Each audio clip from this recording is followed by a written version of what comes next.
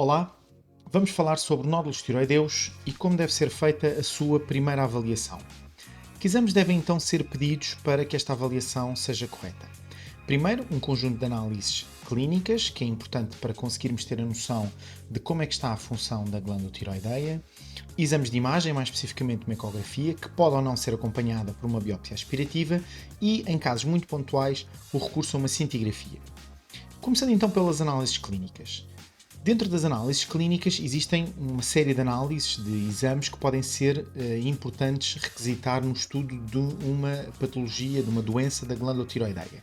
No entanto, numa avaliação inicial, existem duas análises que devem ser as principais e praticamente as únicas a serem pedidas numa fase inicial. Por um lado, a TSH, que é a hormona que é produzida pela hipófise e que vai controlar o funcionamento da tiroide, e outro, a T4, que é a principal hormona produzida pela glândula tiroideia. A ecografia é o exame de imagem de primeira escolha no estudo de uma glândula tiroideia e que permite identificar se a glândula tiroideia está aumentada, se tem nódulos e encontrar determinadas características específicas de cada um desses nódulos e de cada uma dessas lesões e muitas vezes consegue inclusive associar um risco de malignidade a cada uma dessas alterações que encontra. Permite, além de estudar a tiroide, estudar também gânglios que existam no pescoço e muitas vezes pode estar associada ou pode ocorrer associada a uma biópsia para caracterizar depois aquilo que nós observamos na ecografia. Então o que é a biópsia aspirativa? Como o esquema que aqui demonstra não é mais do que fazer uma biópsia através de uma agulha muito fininha em que vamos aspirar um nódulo ou um quisto, enfim, uma lesão que nós encontremos com a ajuda do ecógrafo. E em que situações é que esta biópsia deve ser realizada? Numa primeira fase, todas as lesões que tenham mais do que 1 ou 2 cm, e esta margem de 1 ou 2 cm está relacionada com alguns aspectos muito específicos que os nódulos vão apresentar, quer sejam, por exemplo, a presença de margens irregulares, microcalcificações, etc., entre outros achados, tanto que o médico ecografista vai identificar. Além disso, tanto nódulos que tenham tido um crescimento rápido, apesar de não terem imagens ou características suspeitas, este crescimento, se for muito rápido, pode ele também ser suspeito e, portanto, pode necessitar de um estudo dirigido, portanto, da realização de uma biópsia. Por outro lado, a presença de gânglios no pescoço, também esses gânglios, além dos nódulos e dos quistos, devem ser puncionados, devem ser biopsados através desta biópsia aspirativa por agulha fina.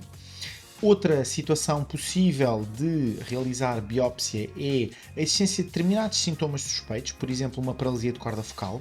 Mesmo que eu tenha um nódulo que seja menor do que 1 ou 2 centímetros, se esse nódulo tiver o mesmo lado da paralisia da corda focal, é um nódulo suspeito, é uma lesão suspeita e deve merecer uma biópsia. E muitas vezes não apenas por uma necessidade de biópsia, portanto de chegar a um diagnóstico, mas pode até a própria biópsia ser o tratamento, em que, por exemplo, nós tenhamos tanto um quisto e em que ao picarmos e aspirarmos o seu conteúdo estamos a causar uma redução do tamanho e estamos também a conseguir ter um efeito terapêutico. Por fim, a cintigrafia. A cintigrafia é um exame que deve ser solicitado em casos de hipertiroidismo, ou seja, situações em que a TSH está diminuída, e nós podemos identificar 3 padrões na cintigrafia, que estão aqui representados pelas imagens. O primeiro padrão aqui da esquerda demonstra aquilo que nós chamamos um nódulo frio, ou seja, nós conseguimos ver no exame de cintigrafia, que é um exame em que vai estudar a função da tiroide, conseguimos ver que toda a tiroide fica marcada de preto, fica mais escura, ou seja, está a funcionar, à exceção do nódulo que aparece praticamente sem captação, ou seja, isto é denominado um nódulo frio. Podemos, por outro lado, ter nódulos tanto funcionantes, em que têm uma captação idêntica à da restante tiroide, ou podemos ter nódulos hiperfuncionantes, como aqui vemos aqui neste caso, em que toda a glândula tiroide aparece praticamente sem captação e a única coisa que capta é o gânglio que é hiperfuncionante. E porquê é que este exame é importante? Este exame é importante porque nós conseguimos claramente associar a existência de nódulos frios e nódulos hiperfuncionantes a um risco de malignidade, no caso do frio, que pode chegar até aos 10% deste nódulo. Espero que tenham gostado da apresentação, espero que tenha sido esclarecedora e, no caso de terem dúvidas, não hesitem em contactar-nos. Obrigado!